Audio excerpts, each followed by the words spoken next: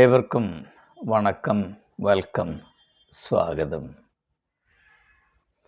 ഇന്ന് വിദേശത്ത് താമസിക്കുന്ന ഈ യൂട്യൂബ് സംഗമത്തിൽ താല്പര്യത്തോടെ ശ്രദ്ധാപൂർവം പങ്കെടുക്കുന്ന ഒരു സുഹൃത്തിൻ്റെ പ്രതികരണത്തെ ആസ്പദമാക്കി ചില ചിന്തകൾ പങ്കിടുവാനാണ് താല്പര്യപ്പെടുന്നത്. അതുകൊണ്ട് ആദ്യമായി ആ പ്രതികരണത്തിലേക്ക് പ്രവേശിക്കാം. സാറിൻ്റെ ആ വീഡിയോ ഞാൻ കണ്ടു. അക്ഷരാർത്ഥത്തിൽ 101% സാറ് പറഞ്ഞത് സത്യമാണ്. അതായത് ഈ പൈസയുടെ കാര്യത്തിലാണ്, പൈസയുടെ മാനദണ്ഡം വെച്ചാണ് എല്ലാവരെയും അവർ അളക്കുന്നത്. ഒരു ചെറിയ ഉദാഹരണം പറഞ്ഞാൽ, ഇവിടെ ഒരു അച്ഛനെ കൊണ്ടുവന്നിട്ടുണ്ട് നാട്ടിൽ നിന്ന്. അദ്ദേഹത്തിന് ഞായറാഴ്ച മാത്രം 1 മണിക്കൂർ 2 മണിക്കൂറുള്ള പരിപാടിയേ ഉള്ളൂ. വീട് ഫ്രീ, കാറ് ഫ്രീ, വൈദ്യുതി ഫ്രീ, എല്ലാം ഫ്രീ. അതുപോലെ തന്നെ സാറ് പറഞ്ഞതിന് മറ്റൊരു ചെറിയ ഉദാഹരണം പറഞ്ഞാൽ, ഒരു ദിവസം ഇദ്ദേഹം എൻ്റെ വീട്ടിൽ വന്നു. എൻ്റെ വീട്ടിൽ വന്നിട്ട് ഞാൻ എങ്ങനെ ഇരിക്കുന്നു, അല്ല എൻ്റെ കുഞ്ഞുങ്ങൾ എങ്ങനെ ഇരിക്കുന്നു, എൻ്റെ ഭാര്യ എങ്ങനെ ജോലി ചെയ്യുന്നു എന്നുള്ളതൊന്നും അല്ല അവർ ചോദിക്കുന്നത്. അവർ പറയുന്നത്, ഇന്നടത്തെ ഇന്ന അച്ചായൻ്റെ മകൻ ഡോക്ടറായിട്ട് പ്രാക്ടീസ് ചെയ്യുന്നു, മറ്റേ അച്ചായൻ്റെ മകൻ അവിടുന്ന് ഇവിടെ പോകുന്നു, ഇതാണ് പറയുന്നത്. അല്ലാതെ നമ്മുടെ ഭവനത്തിൽ വന്നിട്ട് എൻ്റെ വൃദ്ധയായ മാതാവ് എങ്ങനെ ഇരിക്കുന്നെന്നോ അല്ലെങ്കിൽ ഞാൻ എങ്ങനെ പോകുന്നെന്നോ എന്നൊന്നും അവർക്കൊരു വിഷയമേ അല്ല. നമ്മൾ എങ്ങനെ സാധിക്കുന്നു, നമ്മുടെ ജോലി എങ്ങനെ പോകുന്നു, അതൊന്നും അവർക്കൊരു വിഷയമേ അല്ല. കാശിന്റെ പുറത്താണ് 100%, 101% കാശിന്റെ പുറത്ത് മാത്രമാണ് ഇവരുടെ കണ്ണ്. സാറ് പറഞ്ഞത് സത്യമാണ്. ഇവിടുത്തെ പള്ളിയിൽ തന്നെ സാറെ പറയുന്നതിൽ ഖേദിക്കുന്നു, ഒന്നും തോന്നരുത്. ഇവിടുത്തെ പള്ളിയിൽ നടക്കുന്നത് കൊള്ളയടിയാണ്. കൊള്ളയടി എന്ന് പറഞ്ഞാൽ എന്നും പിരിവാണ്. എന്നും പിരിവ് എന്ന് പറഞ്ഞാൽ എന്നും പിരിവ്. ഒരെണ്ണം കഴിയുമ്പോൾ ഒരെണ്ണം. എല്ലാ ആഴ്ചയിലും ഫുഡ് കച്ചവടം, അതിനൊരു പിരിവ്. പിന്നെ 1 ഡേ ഇൻകം, അതൊരു പിരിവ്. അത് കഴിയുമ്പം പിന്നെ ഹാർവസ്റ്റ് ഫെസ്റ്റിവൽ, അതിനൊരു പിരിവ്. സാറ് പറഞ്ഞ പോലെ 2 രൂപയുടെ സാധനം 1000 രൂപയ്ക്ക് ലേലം വിളിക്കുന്ന പരിപാടി. പിന്നെ പ്രാർത്ഥന എന്നും പറഞ്ഞാൽ അതിനൊരു പിരിവ്. ഞാനിപ്പം മിക്കവാറും എല്ലാ കാര്യങ്ങളിൽ നിന്ന് ഒഴിഞ്ഞു നിൽക്കുക. ഈ പൈസ കൊടുക്കും, നമ്മൾ എന്തെങ്കിലും ഒന്ന് വീണുപോയാൽ എന്ത് പറ്റി എന്ന് പോലും ഇവർ തിരിച്ച് ചോദിക്കത്തില്ല. ഒരുത്തൻ പോലും, കത്തനാരെന്നല്ല, ആരും ചോദിക്കത്തില്ല. അവർക്ക് പണമുള്ള ആൾക്കാർക്ക് ഗ്യാദർ ചെയ്യാൻ വേണ്ടി മാത്രം ഉണ്ടാക്കി വെച്ചിരിക്കുന്ന ഒരു പ്രസ്ഥാനമാണിത്. സാറ് പറഞ്ഞത് 100%, 101%. അതിനകത്ത് കർത്താവില്ല, ദൈവമില്ല, ആരുമില്ല. സാറിനെ ഞാൻ ഇതിൻ്റെ ഇടയ്ക്ക് ഒന്ന് വിളിക്കാൻ ശ്രമിച്ചായിരുന്നു, ഇതൊന്ന് കൺവേ ചെയ്യാനായിട്ട് കിട്ടിയില്ല.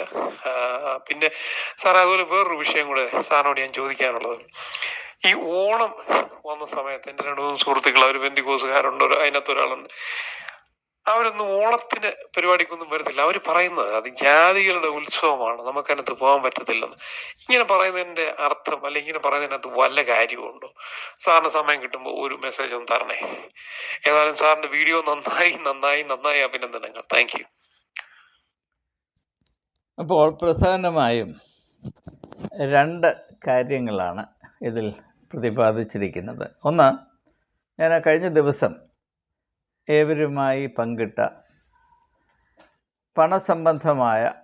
പണക്കൊതി സംബന്ധമായ ആ വീഡിയോയുടെ ഉള്ളടക്കത്തോടുള്ള പ്രതികരണം. അതിൽ ഈ സുഹൃത്ത്, ഇദ്ദേഹം ഓസ്ട്രേലിയയിലാണ് വസിക്കുന്നത്.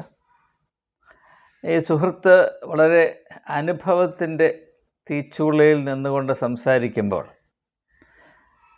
എടുത്തു പറയുന്ന കാര്യം വളരെ ശ്രദ്ധേയമാണ്. അതായത്, പണക്കൊതി മൂത്തു കഴിഞ്ഞാൽ പിന്നെ മനുഷ്യരെ കാണുവാനുള്ള കണ്ണില്ല,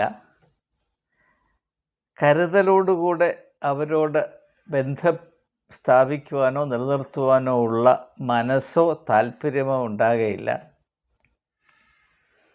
പണം മാത്രം മതി. മനുഷ്യനെ കാണുന്നത് കറവ പശുവിനെ പോലെയാണ് എന്ന് ഇദ്ദേഹം പറയുന്നത് 100%. അദ്ദേഹത്തിൻ്റെ തന്നെ ഭാഷയിൽ പറഞ്ഞാൽ 101% ശരിയാണ്. എൻ്റെ അനുഭവം ഇത് തന്നെയാണ്. ഇതിനേക്കാൾ വളരെ മൂർച്ചയേറിയ അനുഭവങ്ങൾ മാത്രമാണ് എനിക്കുണ്ടായിട്ടുള്ളത്. ഇത് മനസ്സിലാക്കുന്നതിന് വേണ്ടി വേദപുസ്തകത്തിൽ നിന്ന്, അപ്പോസ്തലപ്രവൃത്തിയുടെ പുസ്തകത്തിൽ 3-ാം അധ്യായത്തിലൊരു സംഭവം ഒന്ന് ചിന്തിക്കുന്നത് സഹായകരമായതുകൊണ്ട് ഞാൻ അതിലേക്ക് പ്രവേശിക്കട്ടെ. അവിടെ സുന്ദരമെന്ന ഗോപുരത്തിൻ്റെ പടിവാതിക്കൽ ഇരുന്ന് ഭിക്ഷയാചിക്കുന്ന ഒരു മനുഷ്യനെ നാം കാണുകയാണ്. പത്രോസും യോഹന്നാനും അതിലെ കടന്നു വരുമ്പോൾ അവൻ പരിശീലിച്ച തൊഴിലായ ഈ തെണ്ടൽ തുടരുകയാണ്. അപ്പോൾ അവരോടും ഭിക്ഷ യാചിക്കുന്നു,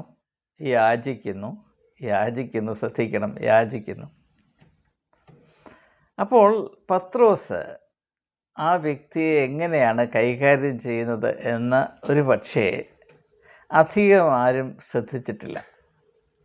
നിങ്ങൾ തീർച്ചയായും ഈ സംഭവത്തെപ്പറ്റി അനേക പ്രസംഗങ്ങൾ കേട്ട് കാണും. പക്ഷേ ഞാനിപ്പോൾ പറയാൻ പോകുന്ന ആശയം നിങ്ങൾ ഒരു പ്രസംഗത്തിൽ നിന്നും കേട്ട് കാണുകയില്ല. കാരണം ഇങ്ങനെയുള്ള കാര്യങ്ങൾ കാണാനുള്ള കണ്ണ് അടഞ്ഞു പോയിരിക്കുന്നതിൻ്റെ തന്നെ കാരണം ഈ പണക്കൊതിയാണ്.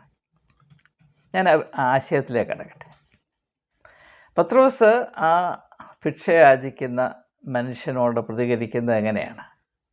അവനോട് പറയുന്നു, എന്നെ നോക്ക്, ലുക്ക് അറ്റ് മീ എന്നാണ് പറയുന്നത്. നീ എന്നെ നോക്ക് എന്നാണ് പറയുന്നത്. എന്തുകൊണ്ടാണ് പത്രോസ് അവിടെ ഭിക്ഷ യാചിച്ചുകൊണ്ടിരുന്ന മനുഷ്യനോട് നീ എന്നെ ഒന്ന് നോക്ക് എന്ന് പറയുന്നതിൻ്റെ അർത്ഥം എന്താണ്?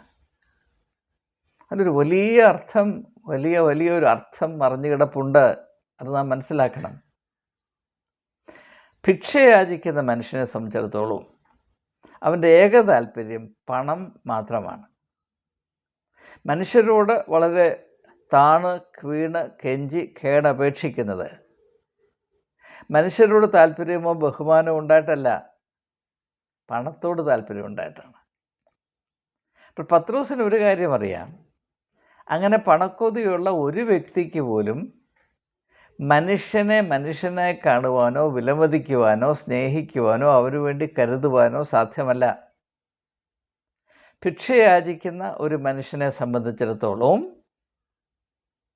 അവന് ആകെപ്പാടെ താല്പര്യമുള്ളത് തൻ്റെ മുൻപിൽ കൂടെ കടന്നു പോകുന്ന വ്യക്തികളുടെ കയ്യിലോ പോക്കറ്റിലോ എത്ര പൈസയുണ്ട്, അതിൻ്റെ ഏതംശം എത്രമാത്രം എനിക്ക് കിട്ടാൻ സാധ്യതയുണ്ട്, ഏറ്റവും കൂടുതൽ പ്രാപിക്കത്തക്കവണ്ണം എങ്ങനെ എന്നെ അദ്ദേഹത്തിൻ്റെ അല്ലെങ്കിൽ അവരുടെ മുൻപിൽ അവതരിപ്പിക്കാൻ കഴിയണം, എത്ര ദയനീയമായ രോദനത്തോടുകൂടെ അപേക്ഷിച്ചാൽ 5 കിട്ടേണ്ടത് 10 കിട്ടും എന്നതിനപ്പുറത്ത് ആ വ്യക്തി ആരാണെന്നോ ആ വ്യക്തിയുടെ അനുഭവം എന്താണെന്നോ അവൻ വഹിച്ചു കൊണ്ടുപോകുന്ന ഭാരം എന്താണെന്നോ അവൻ്റെ ഉള്ളിൽ നീറുന്ന നെരിപ്പോട് എന്താണെന്നോ അവൻ്റെ ഭവനത്തിലെ വേദനകൾ എന്താണെന്നോ ഇതൊന്നും ഈ ഭിക്ഷ യാചിക്കുന്ന വ്യക്തിയെ സംബന്ധിച്ചിടത്തോളം അല്പം പോലും പ്രസക്തമല്ല.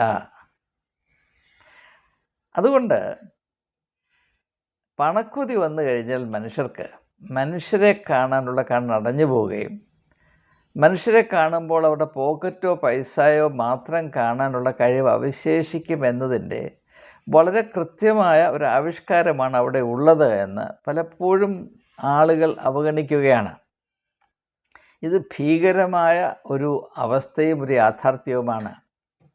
നാം തന്നെ വളം വെച്ച് വളർത്തിക്കൊണ്ടുവന്ന ഈ പണക്കൊതിയുടെ മാത്രം ഭക്തി, മതതീക്ഷ്ണത അല്ലെ മതസംവിധാനങ്ങൾ, ഇത് നമുക്ക് തന്നെ വിനയാണ് എന്നത് തിരിച്ചറിയുവാൻ നമുക്ക് കഴിയാതെ പോകുന്നതിൻ്റെ കാര്യം യേശുവിനെ കാണാൻ നമുക്ക് കണ്ണില്ലാതെയും സഭകളെ കാണുവാൻ മാത്രം കണ്ണും, അതുകൊണ്ട് തന്നെ സഭയിൽ നിലനിൽക്കുന്ന ഈ വൈകൃതങ്ങൾ, ആത്മീകമായ അശ്ലീലങ്ങൾ കാണുവാനോ തിരിച്ചറിയുവാനുള്ള കഴിവ് ഇല്ലാതെയും പോകുന്നത് കൊണ്ടാണ്.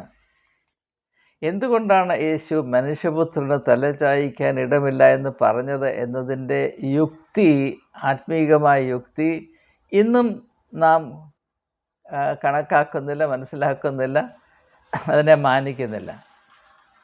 തലചായ്ക്കാൻ ഇടമില്ലാത്തവൻ മാത്രമേ, അധ്വാനിക്കുന്നവരും ഭാരം ചുമക്കുന്നവരുമായുള്ളവരെ, നിങ്ങളെല്ലാവരും എൻ്റെ അടുക്കൽ വരുവീൻ, ഞാൻ നിങ്ങളെ ആശ്വസിപ്പിക്കാം എന്ന് പറയുകയുള്ളൂ. തലചായ്ക്കാൻ ഇടമില്ലാത്തവൻ മാത്രമേ അശരണരായ ആളുകൾക്ക് ശരണമാകുകയുള്ളൂ, മറ്റുള്ളവർക്ക് വേണ്ടി കരുതുകയുള്ളൂ, അവരുടെ ജീവിത അവസ്ഥകളെപ്പറ്റി ചിന്തിക്കുകയും അതിന് അവർക്ക് ആശ്വാസം ലഭിക്കത്തക്കവണ്ണം അവരോട് പ്രതികരിക്കുകയും ചെയ്യുകയുള്ളൂ. നാം പണക്കൊതി കൊണ്ട് മാത്രം വളർത്തിയെടുത്ത സഭകൾ നമുക്ക് വിനയാണ് എന്ന് ഒരിക്കൽ കൂടെ ആവർത്തിച്ചുകൊണ്ട് ഇനി അടുത്തതായി ഈ സുഹൃത്ത് ഉന്നയിച്ച പ്രശ്നത്തിലേക്ക് നമുക്ക് പ്രവേശിക്കാം.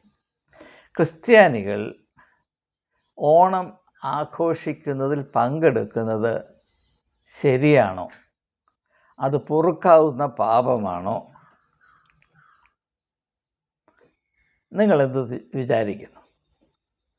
നിങ്ങൾ ഈ വീഡിയോ ഇവിടെ ഒന്ന് നിർത്തി വെച്ചിട്ട് കണ്ണടച്ച് ഒന്ന് ധ്യാനിച്ച് ഇതിനെപ്പറ്റിയുള്ള നിങ്ങളുടെ സങ്കല്പങ്ങൾ എന്താണെന്ന് അല്പം പരിശോധിച്ച ശേഷം ബാക്കിയുള്ള ഭാഗങ്ങൾ കണ്ടാൽ കുറച്ചുകൂടെ നന്നായിരിക്കും എന്ന അഭിപ്രായമാണ് എനിക്ക് ഉള്ളത്. അപ്പോൾ ഈ സുഹൃത്ത് പറയുന്നത് പെന്തക്കോസ് പാസ്റ്റർമാർക്ക് വലിയ പ്രശ്നമാണ്. കാരണം അവർ പരിശുദ്ധി ഏറ്റവും കൂടുതൽ എടുത്തു പിടിക്കുന്ന ആളുകൾ അവരാണ്. മറ്റുള്ളവരെക്കാൾ ഏതെല്ലാം വിധത്തിൽ ഞങ്ങൾ വ്യത്യാസമുള്ളവരാണ്, വേറിട്ട സ്വഭാവമുള്ളവരാണ് എന്ന് ഏറ്റവും മൂർച്ചയേറിയ വിധത്തിൽ അവതരിപ്പിക്കുവാൻ ഏറ്റവും അധികം കാത്തിരിക്കുന്ന, താല്പര്യമുള്ള, അല്ലെങ്കിൽ അതിനുവേണ്ടി ശ്രമിച്ചുകൊണ്ടേയിരിക്കുന്ന മഹൽ വ്യക്തികളാണ് ഈ പാസ്റ്റർമാർ എന്നത് അദ്ദേഹം പറയുന്നത് ശരിയാണ്, നമുക്ക് ഏവർക്കും അറിയാവുന്ന. അതുകൊണ്ടാണ് ഈ പാസ്റ്റർമാരുടെ ഇടയിൽ മറുഭാഷയ്ക്ക് ഇത്രമാത്രം വിലയുള്ളത്. മറുഭാഷ പറയാത്തവൻ ക്രിസ്ത്യാനിയല്ല, അവൻ ആത്മാവില്ല. പിന്നെ വേറെ ചില ആളുകളുടെ ഇടയിൽ ബോൺ അഗെയിൻ ആണെങ്കിൽ മാത്രമേ ക്രിസ്ത്യാനിയാകുകയുള്ളൂ. എന്താണ് ഈ ബോൺ അഗെയിൻ എന്ന് അവർക്ക് പറഞ്ഞുകൂടാ, നമുക്ക് പറഞ്ഞുകൂടാ. ഇങ്ങനെ ഉള്ള പോക്കാണ്. ഇതിനെപ്പറ്റി ഒന്ന് രണ്ട് കാര്യങ്ങൾ ഞാൻ സൂചിപ്പിക്കട്ടെ. ഒന്നാമതേ,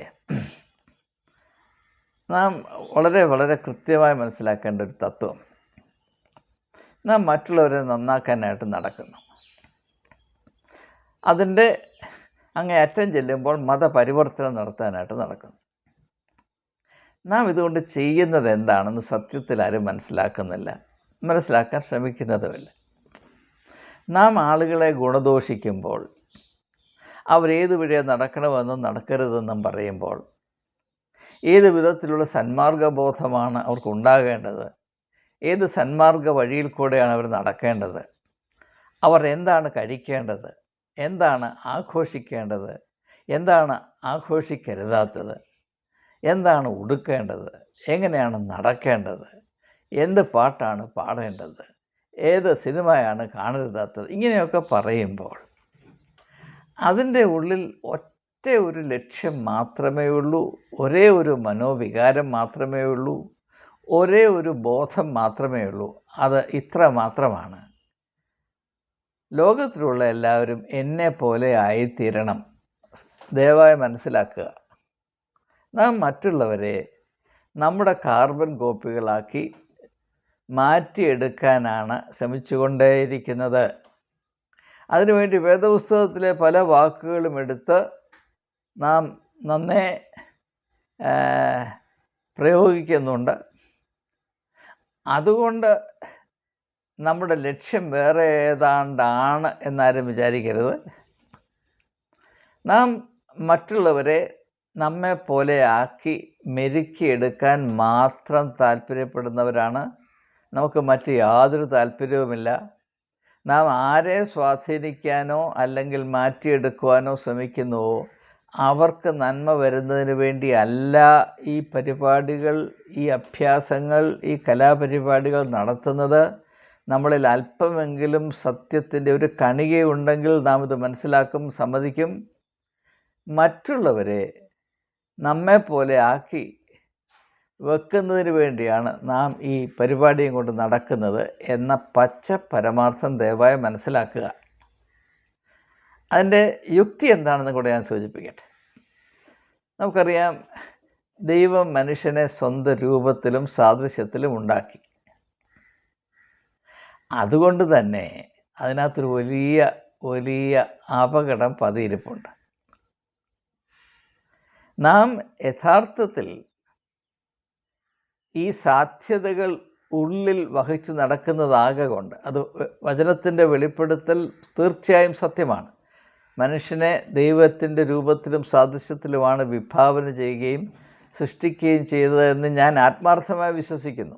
മനുഷ്യനും മൃഗവും തമ്മിലുള്ള വ്യത്യാസത്തെ ഇതിനേക്കാൾ ഭംഗിയായി മനസ്സിലാക്കുവാൻ ലോകത്തിൽ മറ്റൊരു വെളിപ്പെടുത്തലും നാളിതുവരെ ഉണ്ടായിട്ടില്ല എന്നാണ് ഞാൻ കരുതുന്നത്, വിശ്വസിക്കുന്നത്.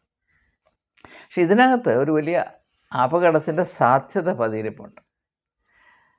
നമ്മെ ദൈവത്തിൻ്റെ രൂപത്തിലും സാദൃശ്യത്തിലുമാണ് സൃഷ്ടിച്ചിരിക്കുന്നതെങ്കിൽ ആ സൃഷ്ടിയുടെ പ്രത്യേകത അനുഗ്രഹമായി നിലനിൽക്കണമെങ്കിൽ നാം ദൈവത്തിൽ വസിക്കുകയും ദൈവം നമ്മളിൽ വസിക്കുകയും ചെയ്യണം. അതാണ് യേശു വെളിപ്പെടുത്തി തന്നിട്ടുള്ളത്. യോഹന്നാൻ്റെ സുവിശേഷം 15-ാം അധ്യായം 4-ാം വാക്യം, നിങ്ങൾ എന്നിൽ വസിപ്പീൻ, ഞാൻ നിങ്ങളിലും വസിക്കാം. എങ്ങനെയെങ്കിൽ നിങ്ങൾ അധിക ഫലം കായ്ക്കുമെന്ന് പറയുമ്പോൾ അത് എന്ത് ഫലമാണ്? ആത്മീയമായ ഫലമാണ്. അല്ലാതെ ചക്കയും മാങ്ങായും തേങ്ങായും ഉണ്ടാകുമെന്നല്ലല്ലോ പറയുന്നത്. ആത്മീയമായ ഫലമാണ്. എന്താണ് ഈ ആത്മീയമായ ഫലം? ദൈവത്തിൻ്റെ സ്വഭാവം പ്രാവർത്തികമായി ഈ ലോകത്തിൽ നമുക്ക് അവതരിപ്പിക്കുവാൻ, യാഥാർത്ഥ്യമാക്കുവാൻ സാധിക്കുന്നു എന്നാണ് എൻ്റെ അർത്ഥം. അപ്പോൾ നാം ദൈവത്തിൽ വസിക്കുകയും ദൈവം നമ്മിൽ വസിക്കുകയും ചെയ്യുക എന്നത് നമ്മെ ദൈവത്തിൻ്റെ രൂപത്തിലും സാദൃശ്യത്തിലും സൃഷ്ടിച്ചിരിക്കുന്നത് കൊണ്ടാണ് ഏറ്റവും അനിവാര്യമായി തീരുന്നത്. നമ്മെ ഒരു പോത്തിൻ്റെ രൂപത്തിലും സാദൃശ്യത്തിലുമാണ് സൃഷ്ടിച്ചിരുന്നത് എങ്കിൽ നമുക്ക് ദൈവത്തിൽ വസിക്കുവാനും ദൈവം നമ്മിൽ വസിക്കുവാനും യാതൊരു ആവശ്യവും യാതൊരു ന്യായവും യാതൊരു സാധ്യതയുമില്ലായിരുന്നു. ഇത് വ്യക്തമായെങ്കിൽ ഇനി അടുത്ത ചിന്ത. അങ്ങനെ ദൈവത്തിൽ വസിക്കുവാനും ദൈവം നമ്മിൽ വസിക്കുവാനുമായി, അതുകൊണ്ടാണ് പരിശുദ്ധാത്മാവിൻ്റെ ആലയമാണ് നാമെന്ന് പൗലോസ് അപ്പോസ്തലൻ പറയുന്നത്. അപ്പോൾ ദൈവം നമ്മിൽ വസിക്കുവാനും നാം ദൈവത്തിൽ വസിക്കുവാനുമായി നിർമ്മിക്കപ്പെട്ട ദൈവത്തിൻ്റെ രൂപത്തിലും സാദൃശ്യത്തിലും സൃഷ്ടിക്കപ്പെട്ട മനുഷ്യൻ, സ്ത്രീയും പുരുഷനും, ആ അച്ചടക്കത്തിൽ നിന്ന് തെറ്റി മാറുമ്പോൾ എന്ത് സംഭവിക്കുന്നു? ദൈവമില്ലാതെ മനുഷ്യൻ ചിന്തിക്കുകയും പ്രവർത്തിക്കുകയും ചെയ്യുമ്പോൾ എന്ത് സംഭവിക്കുന്നു? അവൻ ദൈവത്തെ പോലെ പ്രവർത്തിക്കുവാൻ ധൈര്യം കാട്ടുന്നു, അഹങ്കാരം കാട്ടുന്നു. അതുകൊണ്ടാണ് മനുഷ്യൻ ദൈവത്തെ അവൻ്റെ രൂപത്തിലും സാദൃശ്യത്തിലും സൃഷ്ടിക്കുകയും സമസൃഷ്ടികളെ എല്ലാവരെയും ഓരോരുത്തരും മറ്റുള്ളവരെ അവരുടെ രൂപത്തിലും സാദൃശ്യത്തിലും ഒന്ന് വീണ്ടും സൃഷ്ടിച്ചെടുക്കുകയും ചെയ്യാനാണ് ഓടി നടക്കുന്നത്. ദയവായി ശ്രമിക്കുക. ഞാൻ മുൻപ് ചെയ്തൊരു വീഡിയോയിൽ മതമെന്നാൽ ദൈവം സൃഷ്ടിച്ച മനുഷ്യനും മനുഷ്യ സൃഷ്ടിച്ച ദൈവവും തമ്മിലുള്ള നിരന്തരമായ സംഘർഷമാണ് എന്ന് ഞാൻ പ്രസ്താവിക്കുകയുണ്ടായി, വെളിപ്പെടുത്തുകയുണ്ടായി. ഞാൻ അതിൽ അടിയുറച്ച് നിൽക്കുകയാണ്. മതത്തിൻ്റെ മേഖലയിൽ 100% നാളിതുവരെ ഞാൻ കണ്ടിട്ടുള്ളത് മനുഷ്യർ അവരുടെ വിഭാവനയ്ക്കനുസരിച്ചും സൗകര്യമനുസരിച്ചും സംസ്കാരമനുസരിച്ചും അവരുടെ പരിമിതികൾക്ക് വിധേയമായി സൃഷ്ടിച്ചെടുക്കുന്ന ദൈവസങ്കല്പങ്ങളാണ്. അത് ദൈവവുമായി വലിയ ബന്ധമൊന്നുമുള്ള കാര്യമല്ല. നമ്മൾ ദൈവം ദൈവം ദൈവം എന്ന് പറഞ്ഞത് കൊണ്ട് ദൈവമായില്ല. അത് ഒരു വഴിക്ക് നടക്കുമ്പോൾ മറ്റേ വഴിക്ക് നാം എന്താണ് ചെയ്യുന്നത്?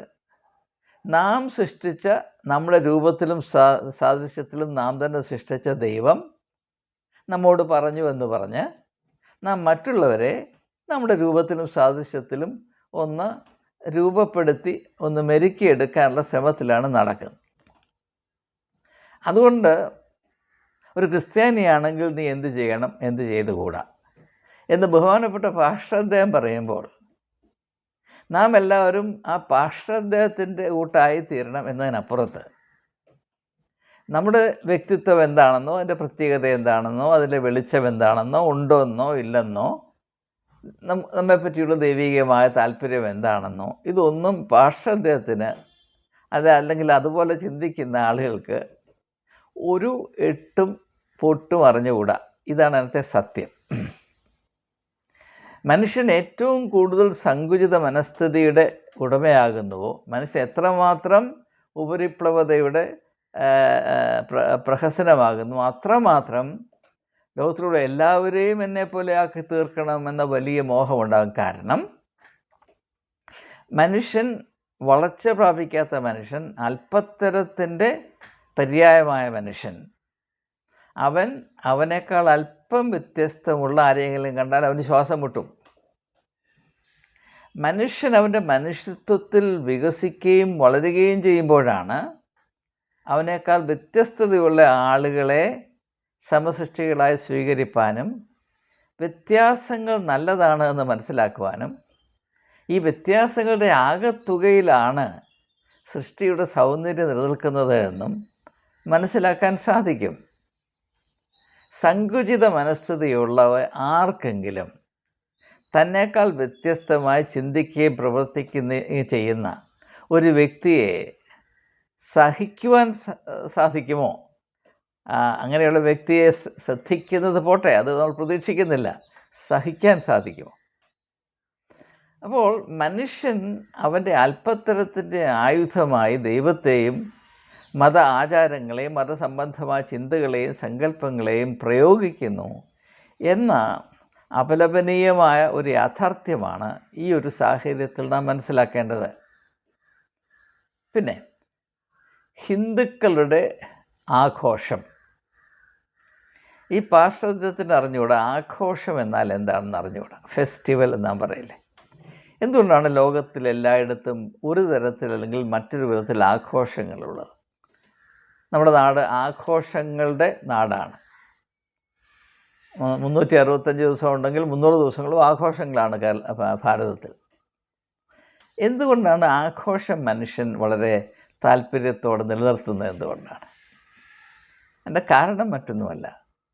മനുഷ്യജീവിതം സ്ഥിതി ചെയ്യുന്നത് ഏതാണ്ട് 95% സാധാരണ ജീവിത പ്രക്രിയയുടെ അടിമത്വത്തിലാണ്. ദ ടിറണി ഓഫ് റുട്ടീൻ എന്ന് പറയും. രാവിലെ എഴുന്നേൽക്കുന്നു, പ്രഭാതഭക്ഷണമൊക്കെ കഴിക്കുന്നു, ജോലിക്ക് പോകുന്നു, വരുന്നു, കിടന്നുറങ്ങുന്നു.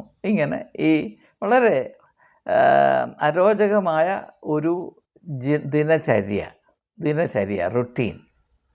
ഇത് മനുഷ്യനെ സംബന്ധിച്ചിടത്തോളം യാന്ത്രികമാണ്. യാന്ത്രികമായത് ഒന്നിലും മനുഷ്യന് സന്തോഷം കണ്ടെത്തുവാൻ സാധ്യമല്ല. യാന്ത്രികമായ പ്രക്രിയ നിലനിർത്തുവാൻ നിർബന്ധിതനായ മനുഷ്യൻ അവനൊരു വിധത്തിൽ അത് അടിമത്തമായിട്ടാണ് മനസ്സിലാക്കുന്നത്, ഒരു വിമ്മിഷ്ടമായിട്ടാണ് മനസ്സിലാക്കുന്നത്. അങ്ങനെയുള്ള അവസ്ഥയിൽ നിന്ന് വിടുതൽ പ്രാപിച്ച് സാമാന്യ ദിനചര്യ മാത്രം നിൽക്കുന്ന ജീവിതത്തിൽ നിന്ന് വ്യത്യസ്തമായ അവൻ്റെ ഉള്ളിലെ ആവേശങ്ങൾക്കും ഊർജത്തിനും താല്പര്യങ്ങൾക്കും അല്പം ഇടം കൊടുക്കുന്ന ഒരു അനുഭവത്തിലേക്ക് പ്രവേശിക്കുവാൻ മനുഷ്യന് ആവശ്യമുണ്ട്. അതിനുവേണ്ടിയാണ് ഈ ആഘോഷങ്ങൾ മനുഷ്യൻ കണ്ടുപിടിക്കുന്നത്. അതൊരു വിധത്തിലെങ്കിൽ മറ്റൊരു വിധത്തിൽ കണ്ടുപിടിക്കും. ഇപ്പം നമ്മൾ ജന്മദിനാഘോഷം, ഒരാൾ 60 വർഷമാകുമ്പോൾ ഷഷ്ഠ്യബ്ദപൂർത്തി ആഘോഷം, പിന്നെ അങ്ങോട്ട് കഴിയുമ്പോൾ നവതി ആഘോഷം, പിന്നെ സ്വാതന്ത്ര്യദിന ആഘോഷം, ഗാന്ധി ജയന്തി ആഘോഷം. ഇപ്പോൾ ഗാന്ധി ഒരു ഹിന്ദുവായിരുന്നുവല്ലോ, ഗാന്ധി ജയന്തി ക്രിസ്ത്യാനിക്ക് ആഘോഷിക്കാമോ? അപ്പോൾ പാസ്റ്റർ ചോദിച്ചാൽ പറയും, ഇല്ലില്ല, അത് പാടില്ല, ഗാന്ധി ഹിന്ദു ആയിരുന്നു, അതുകൊണ്ട് ഒക്ടോബർ 2-ാം തീയതി നീ പണിക്ക് പൊക്കോണം, സർക്കാർ ഓഫീസ് അടിച്ചെങ്കിൽ എൻ്റെ മുറ്റത്ത് പോയി നീ ഒറ്റക്കാലിൽ നിൽക്കണമെന്ന് പാസ്റ്റർ പറയൂ. അങ്ങനെ പറയാനുള്ള മണ്ടയെ അദ്ദേഹത്തിനുള്ളൂ. അതുകൊണ്ടാണ് അങ്ങനെയുള്ള ആളെ കാണുമ്പോൾ എനിക്ക് സഹതാപം തോന്നുകയാണ്.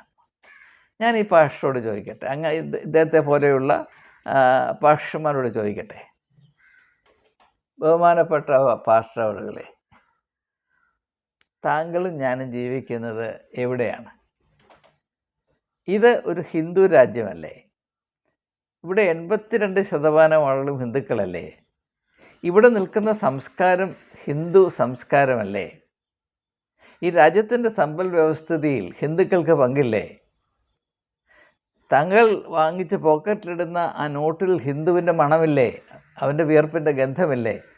താൻ കഴിക്കുന്ന ആഹാരത്തിൽ, തിന്നുന്ന ചപ്പാത്തിയിൽ, വെട്ടി ഉള്ളിലോട്ടാക്കുന്ന ഇറച്ചിക്കറിയിൽ, തിന്നുന്ന മീനിനുള്ളിലെല്ലാം ഹിന്ദുവുണ്ട്, സംശയിക്കണ്ട. അപ്പോൾ മറ്റുള്ളവരെയെല്ലാം ഒഴിച്ചു മാറ്റി ജീവിക്കാൻ ഇപ്പോൾ ഈ പാസ്റ്റർ സഞ്ചരിക്കുകയാണ് റോഡിൽ കൂടെ. അയ്യോ, ഞാൻ റോഡിൽ കൂടെ പോകത്തില്ല, കാരണം ഈ റോഡ് പണിത് ഹിന്ദുവാണ് എന്ന് പറഞ്ഞാൽ എന്തായിത്തീരും എന്ന് ഞാൻ ഈ ബസ്സിൽ കയറത്തില്ല, കാരണം എൻ്റെ ഡ്രൈവർ ഹിന്ദുവാണ്. ഞാൻ ഹോസ്പിറ്റലിൽ പോകത്തില്ല, അവിടെ ഹിന്ദുവായ ഡോക്ടേഴ്സുണ്ട്. എടാ, ഒരു ഹിന്ദുവിൻ്റെ പരിചരണം സ്വീകരിക്കാം, ഹിന്ദു ഭരിക്കുന്ന രാഷ്ട്രത്തിൻ്റെ ആനുകൂല്യങ്ങൾ അംഗീകരിക്കാം, ഹിന്ദു സംഭാവന നൽകിയാൽ അത് വായിക്കാം. ഇപ്പം പാസ്റ്റർ ഒരു ഫെയ്ത്തോ ഉണ്ടാക്കാനായിട്ട് പണം പിരിച്ച് നടക്കുക. അപ്പോൾ ഒരു ഹിന്ദു പറയുകയാണ്, പാസ്റ്ററെ ഇതാ എൻ്റെ വകയായിട്ട് 1000 രൂപ എന്ന് പറഞ്ഞാൽ പാസ്റ്റർ അദ്ദേഹം അത് വേണ്ടെന്ന് പറയുമോന്ന് എന്താണ് നിങ്ങൾ വിചാരിക്കുന്നത്? അപ്പോൾ ഇതൊന്നും ചിന്തിക്കാനുള്ള മൂളയില്ലെങ്കിൽ എന്ത് ചെയ്യും? അപ്പോൾ ദയവായി മനസ്സിലാക്കുക, ഇതിൻ്റെ അടിസ്ഥാന പ്രശ്നം നമുക്ക് സത്യസന്ധതയില്ല, 2 നമുക്ക് അറിവില്ല, ബോധമില്ല.